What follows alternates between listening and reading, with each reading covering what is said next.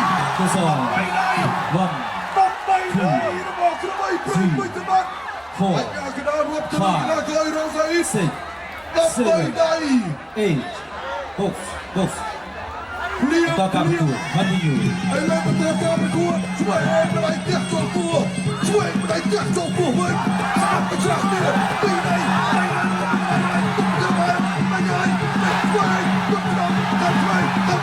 ជួយក្រុមទៀតជួយវិញទៅទៅបាត់ទៅជិះទៅកោបាត់ចោលវិញពីបាត់ទៀតទៅខាងទៅជិះទៅជួយវិញទៅចៃទៅបាត់សៃលបពីដៃមកស្មាត់ជួយពី Two song. 1, 2, ក្រុមបីព្រៃវត្តស្ដីចូលពីវិញទៅដល់ 7, 8. រួមលើកទី2នៅក្នុង Kita akan betul. Continue. សូមអរគុណដល់អ្នកដែលបានពីទីទៅដល់ពួកបាយចូលបាយចាំជំនីអូយល្អខ្លាំងណាស់បងប្អូនអើយដល់លៀបរៀបពីដងជាលៀបបែបប្រជូនទៅពេញសបា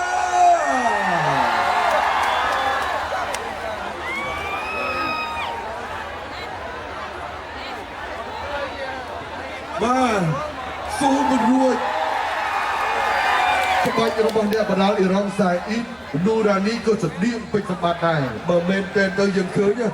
ប៉ុន្តែគាត់ថាមិនសូវជាធ្ងន់បាទដល់ពេលពេជ្រសម្បត្តិចេញទៅធ្ងន់ហើយក៏វាស្រោចទៅតែម្ដងបាទ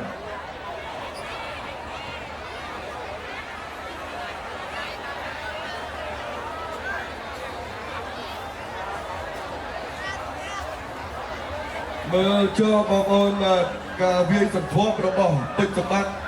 មួយដៃចុងក្រោយគឺឆ្អិតតែម្ដង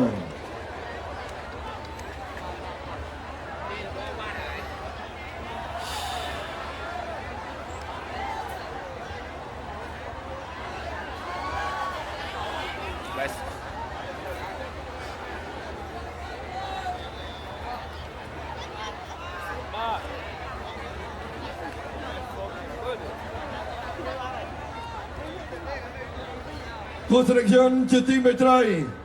តាមរយៈការផ្ដួលគូប្រកួតឲ្យសន្លប់នៅក្នុងទឹកទី1ជ័យជំនះនិងជាម្ចាស់ខ្សែក្រវ៉ាត់ជើងឯកពិភពលោកគុនខ្មែរ60គីឡូក្រាមបង្គោលក្រហមក្របីព្រៃបែកសម្បត្តិ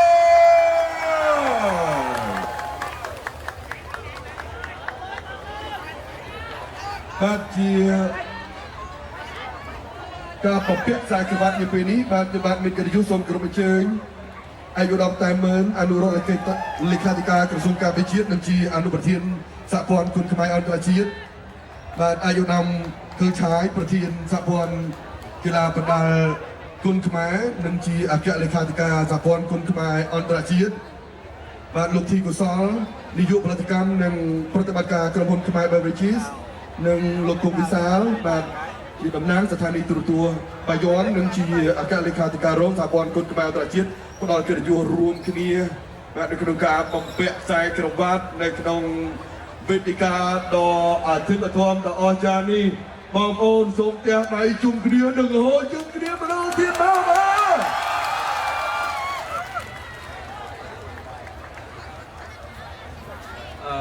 ចេះលោកគ្រូផាន់ដូររហស្សនាមតើមានមួយដៃពីរដៃបើកលុយទេមិននោះចំ20ដៃហើយ បាទឡើងយកឡើងស្អេកហើយបាទដៃរបស់ពេញសម្បត្តិពិតជាលឿនមែនបាទនៅពេលនេះខ្សែក្រវ៉ាត់បាទនេះគឺជាខ្សែក្រវ៉ាត់ដ៏មានកិត្តិយសបំពាក់ជូនដោយគណៈអធិបតីបាទឯកឧត្តមតែមើលលោកធ្វើការបង្ហាញបងប្អូនសូមផ្ទះដៃទាំងអស់គ្នាមួយបងប្អូនបាទដូច្នេះសូមអបអរសាទរជាថ្មីម្ដងទៀតដល់ម្ចាស់ខ្សែក្រវ៉ាត់ជើងឯកពិភពលោកគុណខ្មែរ60គីឡូក្រាមពេល